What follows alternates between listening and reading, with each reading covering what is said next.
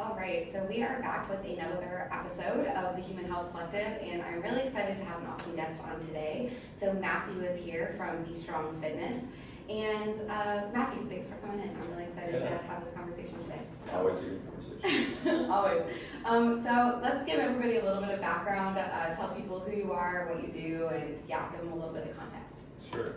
So my name is Matthew Schwartz. Started Be Strong Health and Fitness almost 6 years ago. Our birthday's about to come up in August, so super excited for that. But it has been a ride, as most small business owners would relate to. But yeah, started in a little studio in East Brainerd, in Chattanooga, and about a year and a half later, we moved downtown to where we currently are in Southside Chattanooga. So yeah, it's been a whole learning experience, as you know. Just it feels like it's kind of this mirror effect of growth and development for myself, as I've just really learned a lot in the past 6 years and been blessed to work with a lot of people and serve a lot of clients. So yeah, we have a great team at Be Strong, and we're excited to keep doing the work we're doing. Yeah, you guys have an awesome community built around you and everything, and it's always a fun time to come work out in your space when I've been there before. But I'm curious too, because I think we probably have talked about this before, but I don't know if I remember completely. What actually, like, on the personal side of things, got you into health and fitness? Like, what did that journey look like to get you to wanting to own a gym and open up that kind of practice? Thanks for asking. Yeah, it's a whole. I'm sure it's a story. Yeah. I think fitness has obviously been such a cornerstone for me throughout the years, and that started when I was pretty young. Growing up, there was just a lot of kind of turmoil and conflict in my family environment and living situations, and so pretty early on, just through the aspect of team sports, soccer, and eventually lifting, I found fitness, and that really served as an outlet for me to just channel a lot of what was going on at the time in my life and my family. And so I will say that over the years, fitness has significantly become a more healthy outlet, because even with like endurance athletes, you see a lot of times they turn to the endurance world because they're trying to process trauma, right? And so for me, I think that's become healthier through the years as I've done team sports and lifting and endurance training and pretty much you name it, right? And so I think it first kind of came out of a way for me to process and gain some peace in my life, and eventually it blossomed into a way for me to serve other people and help other people.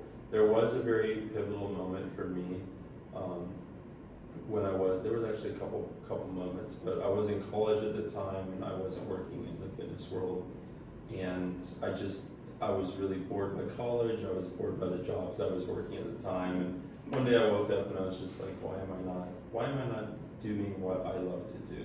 And so I sent out some emails to some gyms, and then eventually got certified, and then started shadowing at these gyms, and then immediately one of them hired me, and then I started working with a pretty good client load there, and then kind of during the end of COVID, just stepped out and started my own place. And so that was obviously pretty scary and a lot of moving pieces, but I really fell in love with helping people and serving people and doing what I was passionate about. So. Yeah, that's amazing. I mean, it is really interesting from the health and wellness realm. Like, it's health and wellness, right? But a lot of people kind of get into the physical aspects from a spot that maybe they're going through, like, whether it's like mental health things or like kind of trying to process their external environment or whatever. And I mean, my story too, from like a running perspective, got into running, and I had body image issues and a lot of young women, and college and transitions and all of that sort of thing. So it's cool to see that there's been this like transition into it actually being like about health and wellness though for you. And I think that you can bring that, and you do bring that well into the way that you train with your clients and that sort of thing too. So, I mean, you have a really good community. I know we've talked about this before, but community just in general for you, like, I know it's been really important. What has that been like, kind of like building the community that you have, and especially like starting during COVID, like I'm sure that was crazy. Yeah, it was. I will say that there was a second moment that was very pivotal for me. I think it was in 2019, but I went to South Africa. It seems like a lot of big things happened for me, probably like you, when I travel, and it just serves as a pivot for me. And that trip was no different. And during that time, I really felt I had a spiritual experience on that trip, and that kind of helped to shape the next season for me, which was starting that business. And I came back and ultimately was just continuing to work at the place I was employed at, and then really the doors opened in all the ways, and I stepped into that season just of, young business ownership. And it was a leap of faith then. Every day in some degree still feels like a leap of faith, but it is really trusting the process and trusting that the right doors will open. And yeah, I mean, it's been super scary, but so far, we're still serving people, and we're still really happy with what we do, and it's been awesome. So. Yeah, and you guys have, when I originally connected with you, one of the things that I thought was like super cool was that you already work with other types of professionals, because that's something that I really value and I think is super important is, bringing together the fitness side of things, the dietitians and nutritionists, bringing together physical therapists, and you guys have kind of built that network within your gym. And so I know you have a dietitian on staff, right? And then I know you work with Ronnie sometimes, and we've talked about PT, different stuff, but was that always something that you thought about, or did that kind of evolve as well as you were building out the gym and maybe seeing kind of missing pieces? I think at the beginning it was just about survival, Yeah. and just making sure that the small business that I began stayed open. Over time, I think that vision grew, and it is still growing. I think there's potentially some exciting things to be strong on the horizon in terms of more of that, like more integration with other professionals, potentially even in-house. So excited for that. But ultimately, we just wanted to serve better, and I think that was the heart of what we do. And so we've just made it available through just the products that we offer and the ways that we serve, to obviously have an in-house dietitian, and hopefully that could eventually expand to like a physical therapist and maybe a massage therapist, and different professionals that each have their own niche scope, but that also just have the commonality and vision to help and serve people well. So. Yeah, I think that's really cool. And I mean, yeah, that's something I have moved away from wanting to have a big in-person practice like that, but I still think it's super valuable. And how I want to do that is in the community building, networking thing that I'm kind of building with Health Chats and the Human Health Collective. But I think that's really, really awesome. I'm curious so this is kind of a question that I've been asking a lot of people lately, because I'm always curious what the answer is. But in this day and age, we've got a lot of social media stuff going, right? There's, you can find anything and anything online.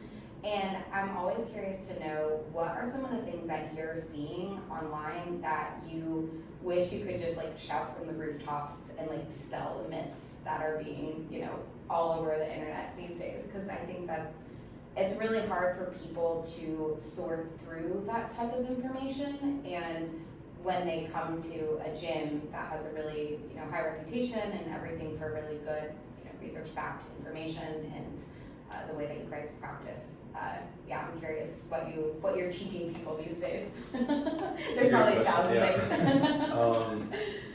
Quick caveat: I think I've steered away from spending as much time online as I used to. Yeah. That's probably healthy. Yeah, it's so healthy, and I feel so much better.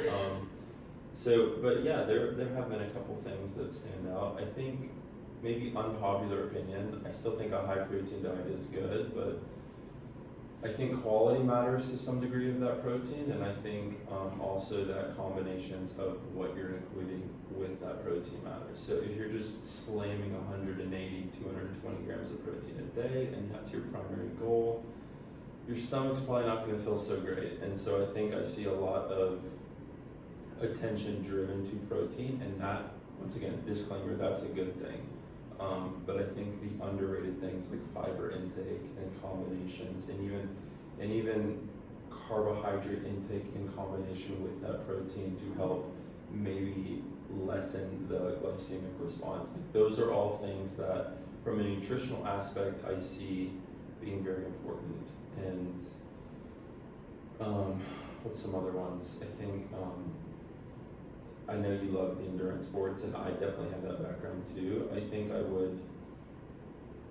I'm starting to see and verbalize to people, including clients, that movement matters, and that the way you approach an activity in terms of your movement quality, which could be pre-existing, matters. So a quick example of that is if you have someone who maybe has a pretty unactive lifestyle and they want to change that, and that's a great intention, but if they go straight to something that, running being one of those things that's a very it's a very strenuous activity on your body that will expose you unless you have very good mechanics physically. Yeah. I think that's something that I like to steer people away from, because I know that the quality that their body's moving matters, and that if it's not great, then activities such as running will once again expose that and ultimately cause injury or setback, which can be very mentally derailing. And so for the sake of longevity and coaching and actually helping someone achieve their goals, I find that that's where professional, in terms of guidance and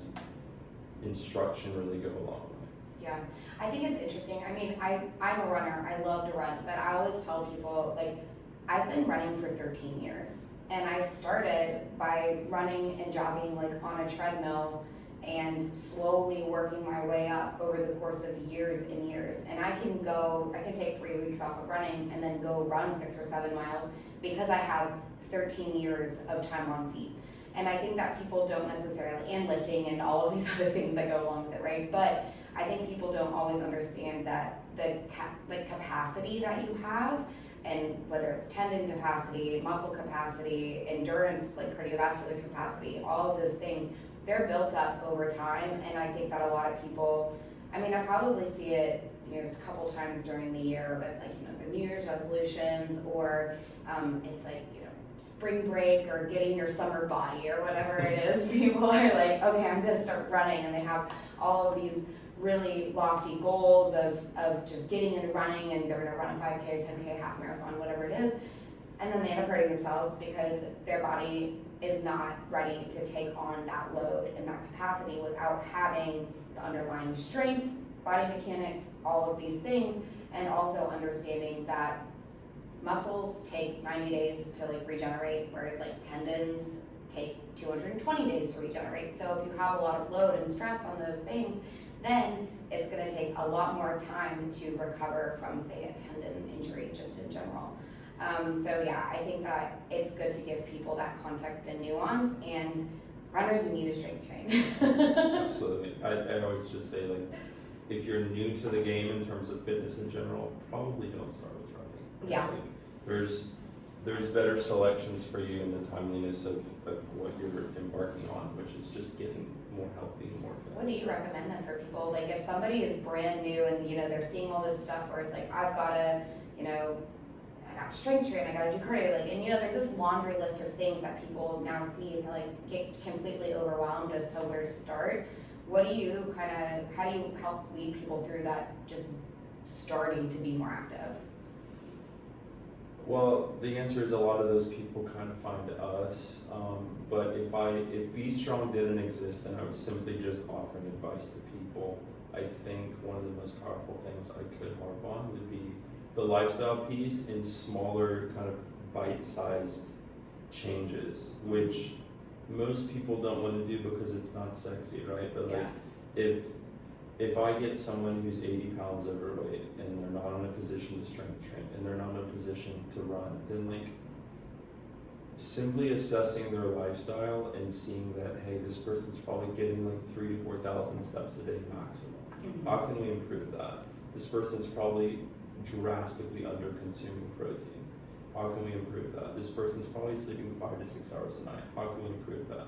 This person's underhydrated. How can we improve it? So there's so many more things to attack, if you will, before we try to train for this 5K that's 2 months away. Like it's maybe not the best selection of goals to achieve within the time frame depending on where you're starting. Yeah, I think people always want, they want to know what the best thing is that they should be doing. And it's like, well, I saw this thing on Instagram and they say that I have to do this special type of HIIT workout, or maybe it's Pilates for quote unquote lean muscle. And if you can't see me, I'm rolling my eyes at that. But, they'll have the next best thing. And it's like you said, it's not sexy, but the basics are where it's at, and getting in more movement, some sort of resistance training if possible, like cleaning up your diet, more whole foods if possible with higher amounts of protein that are quality, sleep, etc., minimizing stress. I just had Dr. Susie be on yesterday, and that was kind of her thing. She's talking about she's a lifestyle medicine doctor, and she was talking about all of the basics are so important. And so, yeah, when somebody then does come into, you say they've kind of taken that first step and they notice or know that they need to be making some changes, then how are you starting them off when they come in to be strong? Like, how are you starting to work with them? I mean, I'm sure all of those things still apply, like talking to them about all of those lifestyle factors, but how do you kind of begin with somebody who hasn't ever really set foot in a gym before?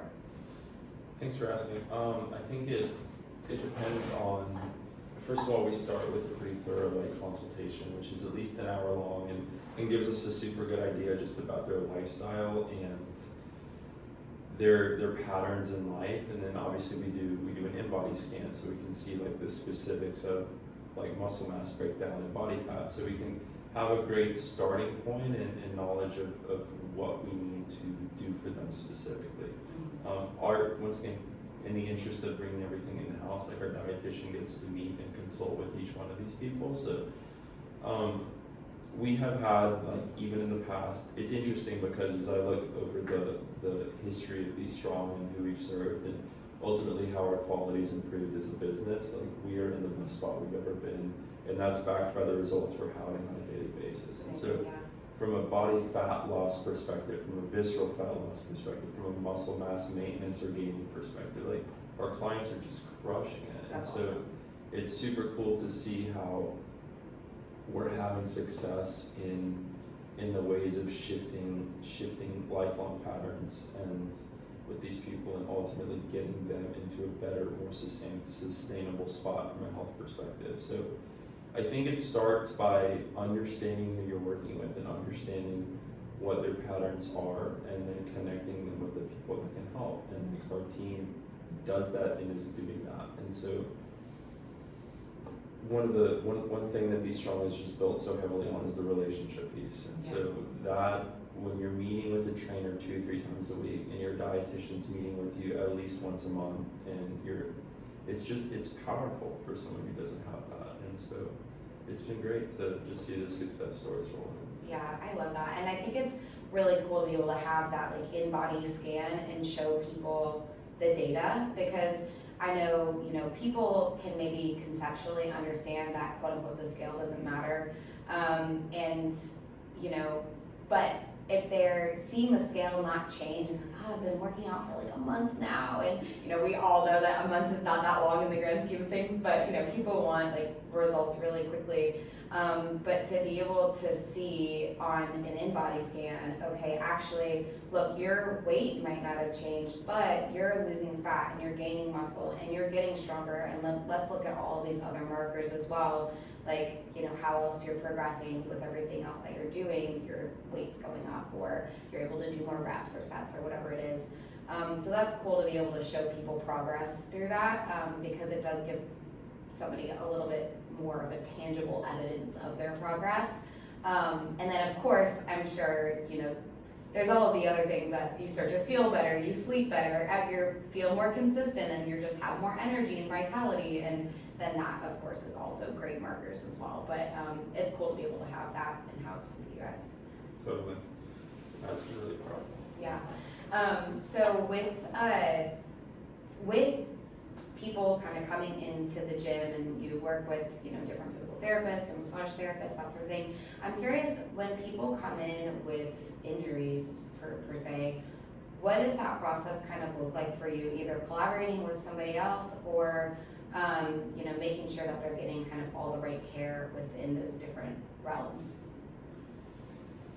Well, the quality of our team, I've always said this, and I say this to clients and then explain what I mean, but be strong as much as we do push intensity and we do push strength training, and we love all of that stuff. I think sometimes that can be out of order for a specific client who may have some pre-existing issues involving injury or obviously like asymmetries or imbalances, like all of those things that can very much feed into someone's strength training. And so we don't want to get those out of order. We don't want to train irresponsibly with someone who a specific exercise may not be the best choice for it. And so corrective exercise is basically a way of addressing those underlying issues, maybe with a lot of the principles that you use as like a physical therapist, but we're able to sometimes take a step back with those people, look at some imbalances and address those. Sometimes we outsource to like a physical therapist, for example, but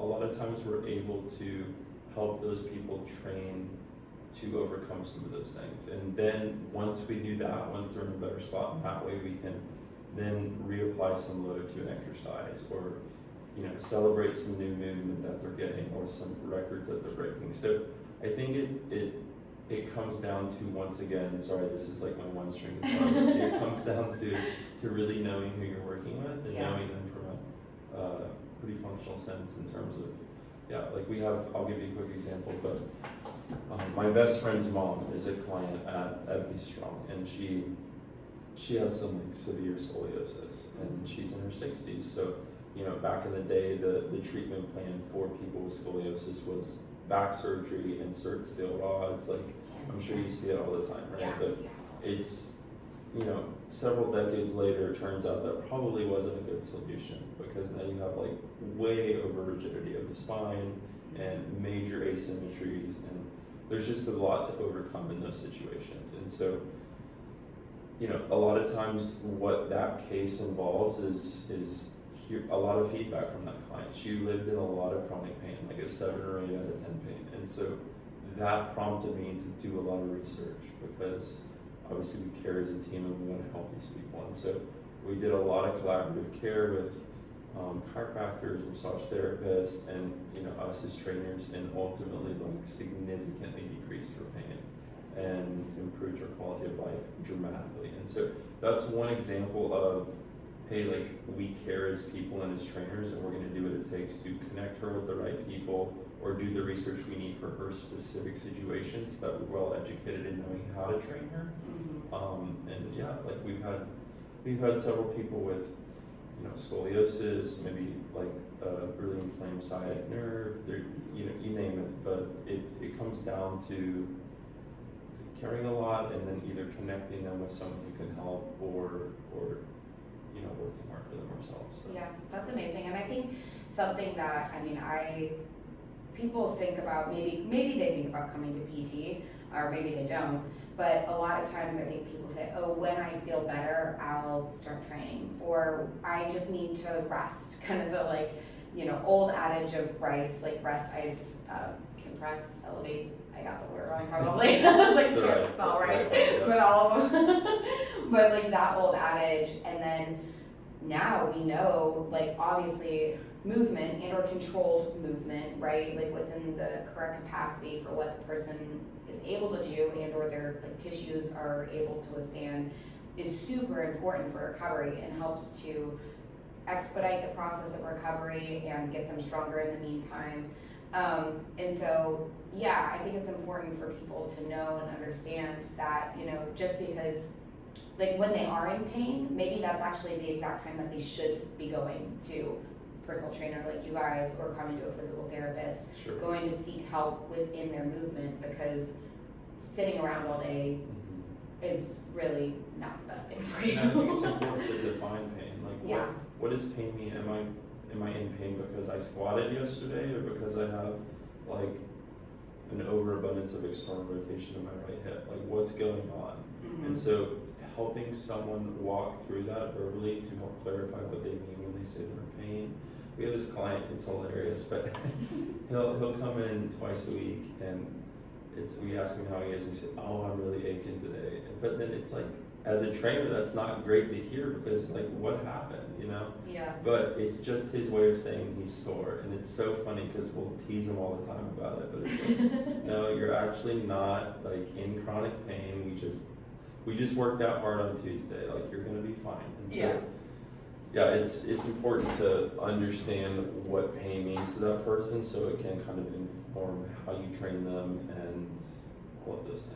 Yeah, I was actually just thinking about that earlier today, because I was making kind of a facetious, funny reel that I was like saying something about, like, you know, clients saying like the workout wasn't so bad, and then it cut to like all the soccer players like falling over, and it was like 48 hours later, and then my caption was like, it's called DOMS, you'll be fine, basically. But it's one of those things where there's nuance to everything, right? And it's understanding what is soreness, because I think people who maybe are really new to working out, they don't actually understand what the difference between pain and or soreness is. And so teaching people like, hey, actually, like, it's okay to be sore, and, you know, we don't want to like you to be debilitated, but Sure. at the same time, you know, you're pushing yourself to new levels, and you're doing new movement patterns and lifting heavier than maybe you ever have before. And so I think, you know, working with people, it's always kind of funny to have, you know, people have different ways to tell you that they're sore. Yeah. But and it's a delicate balance, yeah. right? Like, you take this, we're learning a lot about this as a team, and just getting more experience in the fact that, like, you get a new client and maybe they're very unconditioned, maybe they're 50, 60, 80 pounds overweight. How do you approach training with that client in the first 2 to 4 weeks? Because the amount of stories I've heard of trainers who don't adequately listen to their clients and pretty much decommission that person for the first 1 to 4 weeks it's pretty unattractive from an industry perspective. And so we want to find that balance where we're pushing that client to an appropriate level of intensity, but also understanding that they have a life to live outside of the gym. And that's where trainers specifically kind of have this disconnect, because you know, like, people need to be able to function and live outside of the 45 minutes that they spend with you. Yeah. So, how can we put the ego aside and address them as a whole human being instead of that 45 minutes that they're with you, right? Right. 100%. And understanding that those people, like, they might be coming to you 2 to 3 days a week, but that's what they're doing. Whereas, like, you and I might be working out like 4 or 5, 6 days a week, you know, something like that. And so people have a little bit different, everybody's got a different life, a different kind of, you know, what their body and kind of natural set points are. And yeah, you know, it's definitely looking at the person as a whole and being able to create and push them to a point, but within the context of their life. And then it always is like a very delicate balance in like trying to play that fine line, I guess. Sure. Totally. Yeah. It's just funny thinking about, like, I don't know, all of the different clients that I've had over the years. And it's always like the very first time they come work out though, like, I always was, you're gonna be sore regardless. Like, and there was this one person who wanted to come to my class that I teach here at Common House.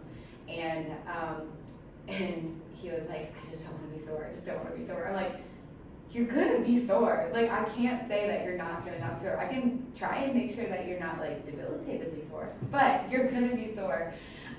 So that's always kind of an interesting, line to play with people.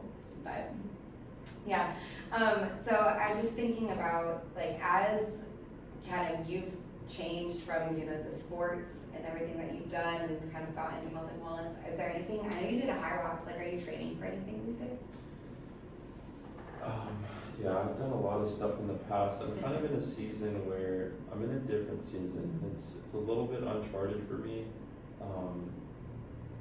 And once again, I'm gonna go back to the fact where at one point, and I've slowly grown out of this over the years, but at one point, like, health and fitness was something I've always been very passionate about, but I would go so far to say that in the early years it was an addiction. Mm-hmm. And it was something that took a way bigger hold in place in my life than I think was healthy. And so, not to say that I don't care as much as I did, I just think that's matured and grown from being something I have to do to now something I get to do and something I'm committed to doing. And so, I love to work out, I love fitness, I love all the things. I'm not in a season where endurance training makes sense for me. From a time commitment perspective, from a recovery perspective, I'm balancing a lot and in the season of learning a lot outside of like my own personal fitness that matters a lot to me. And so I will work out usually 4 days a week, and I'm really happy with that now. I don't do a lot of once again endurance sports. I have done 3 high roxes. Those have been fun.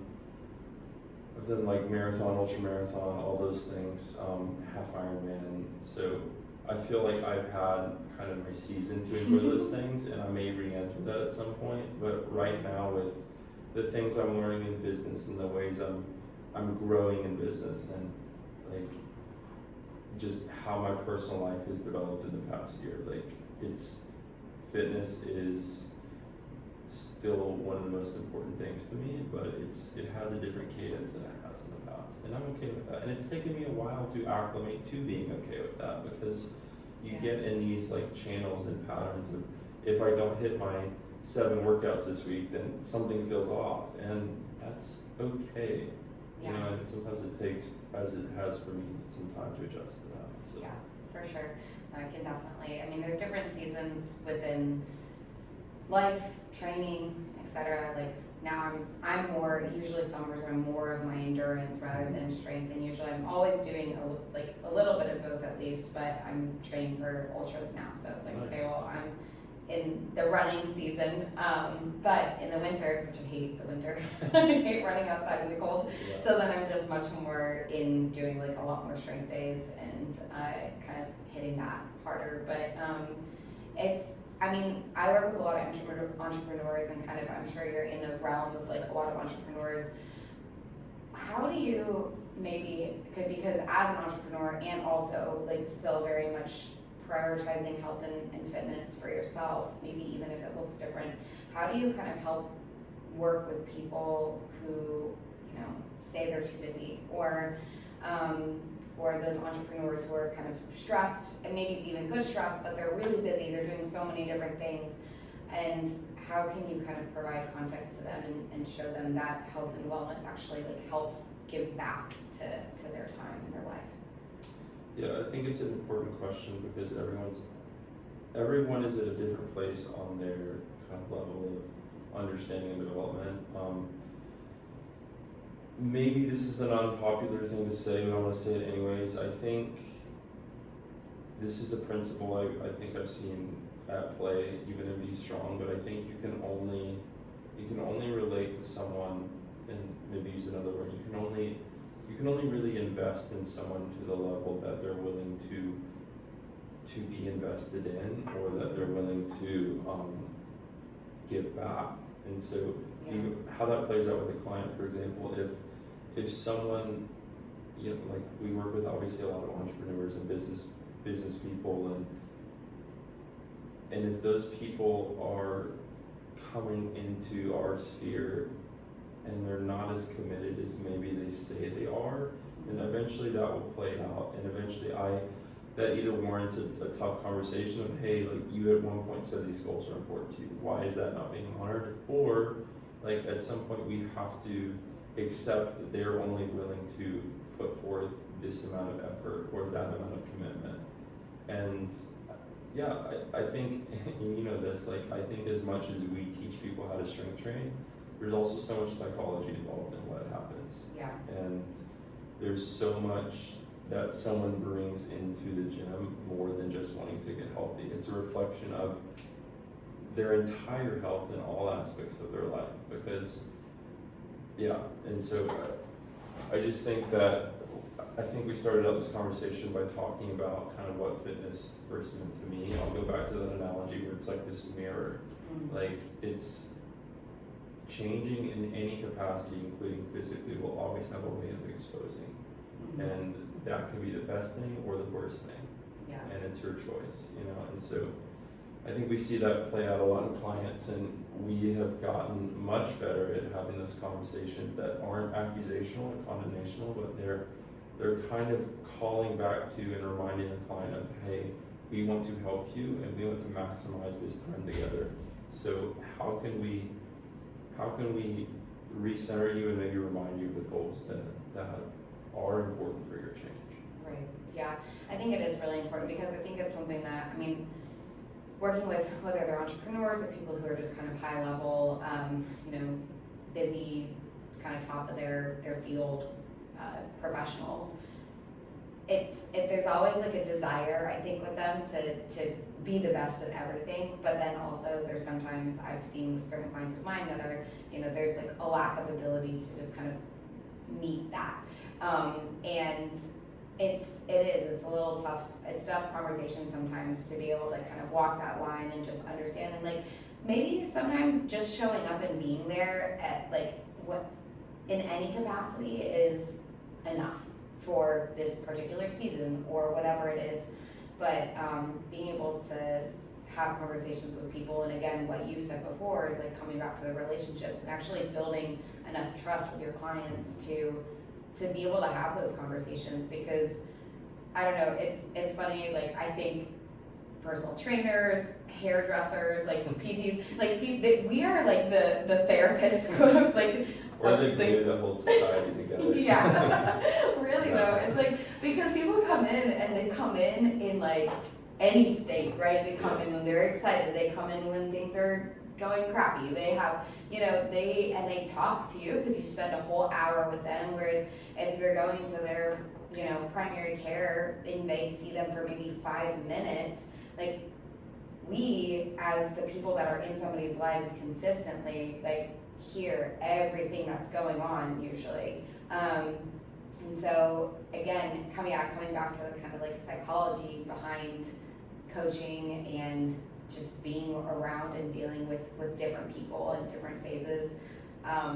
It's really interesting because I think, as a trainer, PT, kind of all the realms of where you're coaching people and you're with them just more consistently, it offers a really kind of, insight into anybody's like personal life, which not many people kind of share all the time. So I think you said something important at the beginning of that, which was the fact that so many people like that, and I've struggled with this, to go back to my own story, but like I wanted to be the best at everything. I wanted to crush the races I was training for. I wanted to constantly hit PRs in the gym. I wanted my relational life to be healthy and vibrant. I wanted and it's just not possible. And I think that's a hard pill to swallow. And I think, if I'm honest, I think that has been what has, at least for now, taken me out of the endurance world, because I don't want to be mediocre at 6 things. I'd rather be excellent at 2. And so I think that maturity and clarification has changed my priorities in life. And I think those principles and those conversations follow along the lines of sometimes the conversations that we have with clients, because everyone's starting in a different place, but progress for one person may look completely different than another person's progress. 100%. I'm curious kind of too, just thinking, because we're both like fitness and business professionals, it's like, how have you seen kind of the fitness industry change over the course of the time that you've either just been in it and then also like opening the gym? How have you seen like shifts, whether it's in trends or types of things that people are kind of coming in and asking you about? Because I think there's always the next popular thing that people are curious about, and whether it's protein or high rocks or Pilates or whatever, there's so many different niches. But I'm curious what your kind of bird's eye view of the changes in the fitness industry have been over the past 10 years or so. Let me think about that. I think one of the biggest this is not as popular currently as I want it to be, but people look at, an average person looks at someone like you or I and says, wow, they must have worked a long time to get where they're at, it's totally unattainable. You know, they're trying to kind of conform their life into the box that is our life. And, you know, as people who have started this with a passion for it and have obviously had a lot of personal experience, you like endurance, lifting, like, and for me as well, that can be a turn off for someone who's very new to the game, right? And so I guess I say that to say that achieving a healthy and sustainable rhythm for your personal health and fitness does not have to look like someone else's. I mean, like, I don't know if you've done high rocks races, but I've gone to these high rocks races, and these people are animals. Like, they're insane. Like, I actually haven't been to one yet, but everybody's like, you're a hybrid athlete, you should do it. And I'm like, I don't know. The level of fitness and physique development of these athletes at a competitive level is actually like remarkable. Yeah. And like in some ways, I was intimidated. I'm like, oh my gosh, like, this is awesome and also terrifying. Yeah. And so I think sometimes that was helpful for me to be put in that environment, because now I can maybe see how other people feel when they step into a gym, right? And so all of what I'm trying to say in a long-winded way is that the ways that someone needs to change to actually drastically improve their quality of life is probably much more bite-sized than it feels like. Yeah. And so progress can be had with just making some small changes. We've had people who have lost 50 pounds over the last year just by changing like a few things in their lifestyle. Yeah. And so it's actually not as hard initially as most people think, but it is much more hard than they think from the consistency piece. Yeah. Like the consistency, which I know is what every other health professional talks about, but that, even if you did one small thing to change your life consistently for the next 365 days, like it would be massive.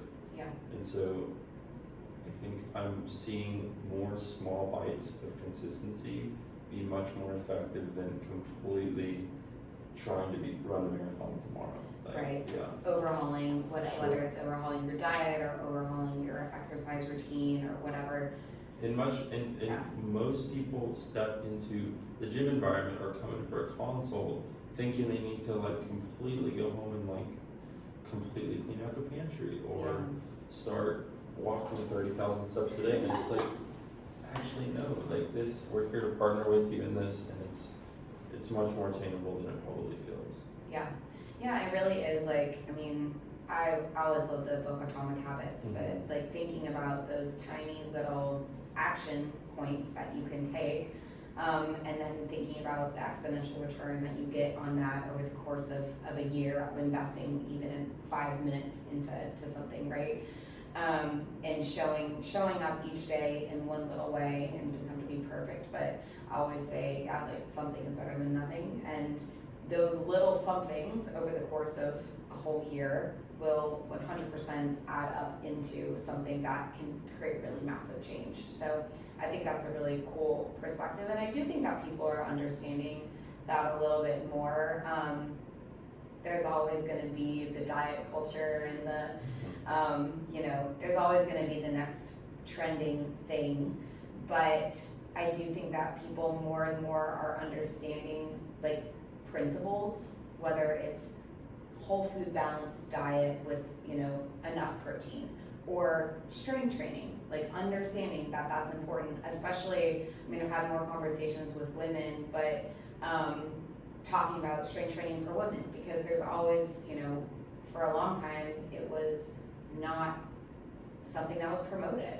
And my mom's generation, I mean, she has strength trained and done strength training for the past several years, and was always active, like playing soccer and hockey and these different things, but she didn't lift weights necessarily when she was growing up, because that wasn't something that like women did. And so I do think that seeing more of a trend in women's strength training, I think is really important. I don't know if you've seen that in your Totally. gym. I learned the other day that women are, I believe the stats are 10 times more likely to develop some form of scoliosis than men are. Huh.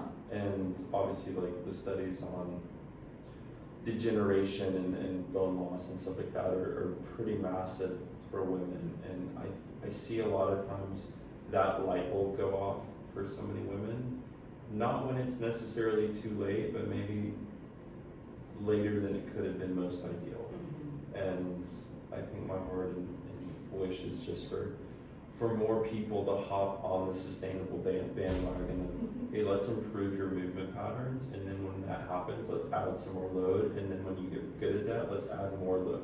And this is, I think it's helpful, you can relate to this a lot, I think it's helpful to look at anything you do in terms of health and fitness as a skill. Yeah. Right, like running is actually a very complex skill. Yeah. Incredibly complex. Like the amount of ways your body's moving in time and space is crazy. And like squatting is a skill. Like I can practice that skill until my last day on earth, and I won't perfect it. Like it's complex, and so improving that skill is what it's all about.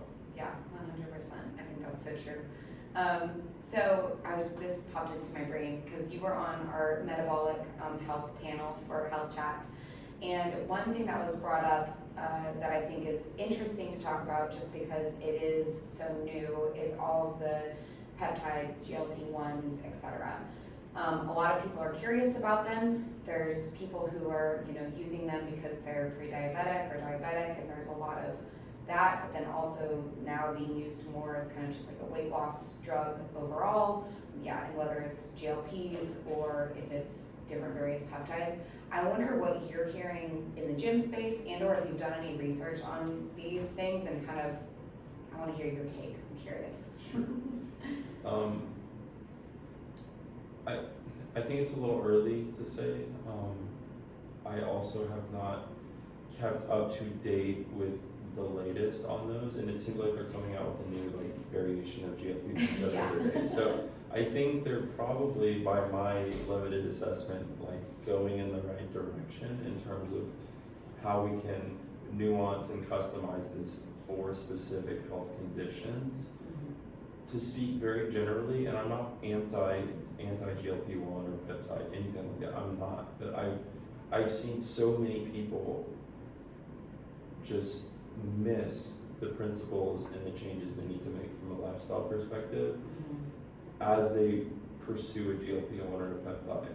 And I think in specific situations, which I see rarely modeled by most of the clients, but I think it can be a helpful tool if someone is, for example, very overweight, like 60 to 100 pounds overweight. I think it can be powerful. Yeah. We've worked with someone recently who probably by definition has an eating disorder, and so that can be helpful to help this person feel what it's like to not have a mental association with needing food when they feel a certain way. And so I think in the sense of overcoming disorders, or maybe someone who's has a very abundant appetite, that can be a really helpful tool, but it's not the first choice of selection, nor is it the most powerful kind of cause of change. And so I would ultimately look towards the character and development of the person to see and assess if they're a good candidate to use that tool responsibly. And if not, then probably wouldn't recommend them use it. But there's nothing wrong with the tool inherently, I don't think. Yeah, that's kind of where I've landed is nothing beats the basics. Yeah. You're always going to need to have a healthy diet and movement, exercise program, getting sleep, reducing stress, having community connection, all of these basic things that are, decreasing your, or helping you regulate your hormones on your own, essentially, and being more metabolically flexible and all of those things. But for people who do have certain, whether it's disorders or, really need a way to kind of help get them started, then I think it's a great tool. Yeah, so using it in conjunction with and having it a yes and rather than a and or kind And of I know you situation. see this all the time, but like, very few people are using that tool well Yeah. or responsibly. And that gives the tool a bad reputation, and that's not fair. Yeah. You know, like if you have one trainer who's a bad trainer and is responsible for allowing really poor movement quality that results in injury for a client, then that one trainer can spoil the reputation of the 9 other trainers who are good, because in that person's mind, trainers are dangerous. And I think it's the same thing with GLP-1s. It's like they have been used irresponsibly as a reflection of poor human character, and as a result, but I don't think there's inherently something terrible about using GLP-1s. Yeah. No, and I think we're gonna see just kind of over the course of probably how it pans out in the next 5-10 years is like what this actually looks like for people. I mean, the conversation that always comes up too is like, okay, if somebody is using a GLP-1, making sure that they are strength training, especially women who are at a higher risk for osteopenia, osteoporosis. We don't want their bone density to be going down if they're, not doing the strength training, resistance training that they need to be doing to be able to have good bone density. And also, thinking about making sure that they're maintaining muscle mass and not losing muscle mass. And I mean, you're gonna lose muscle mass and fat whenever you're on a significant diet, but we want the majority of it to be fat, not muscle. We wanna maintain muscle mass. So from a longevity standpoint, I think I'm curious to see how it will all pan out. I don't know. We'll see. I think that's kind of one of the things with all fitness industry trends or health trends. You just don't know until a couple of years down the road, basically. But you do know that the basics work, like you said. Yeah. And for someone, I've just noticed that for someone who is in it for the long game, specifically I'm talking about like a client-trainer relationship, like those people don't need the quickest fix to kind of settle in and ultimately kind of trust the process. So. Yeah, and I think those people end up being the most successful as well, because then it does become an actual lifestyle change, and they create a life around what it means to be healthy and well for themselves, rather than thinking that they're going to just take some drug or some pill or do this one thing to kind of get their ideal body and then forget it all, and then they end up right back where they were, worse. So it's really interesting. I'm curious if there's anything else that you want to say or recommend to people. I know sometimes there's like, whether it's books or resources, whether it comes to training or anything kind of health and wellness that you have for people. I think the biggest thing that I could just recommend people to do, and I'm stealing this from my own life as well, because this is almost a huge filter for me when I look at who I need in my life or who I want to work with, or like, for example, I'm looking for a great accountant right now to handle some things in regards to just some business things. And so what's important for me, whether that be an accountant relationship or a trainer or any aspect of anyone I want to connect with, is do they have the heart of a teacher? Because if they're just going to, if that's going to become a relationship that they either do the work for you and don't let you understand the process, or don't allow you to participate in any way of the process, especially when it's your money or your body or your relationships, I think that can be less than ideal. And so that's a filter that I use in any context of relationship when I'm needing help or wanting assistance, is are they going to allow me to participate in the process, and are they going to help me understand?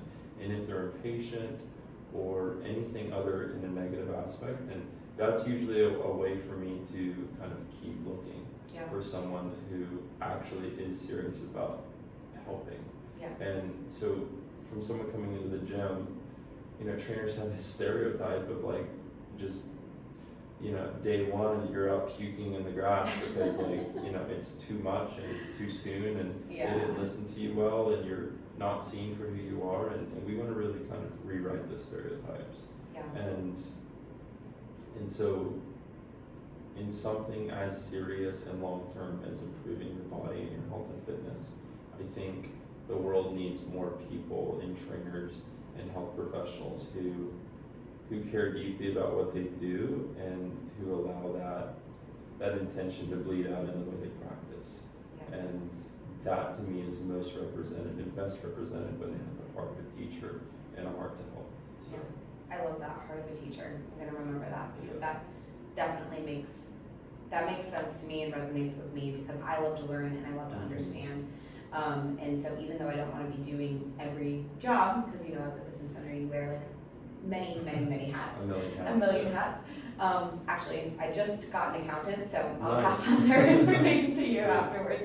I met with her and we talked for like an hour and a half, so it was great. Yeah.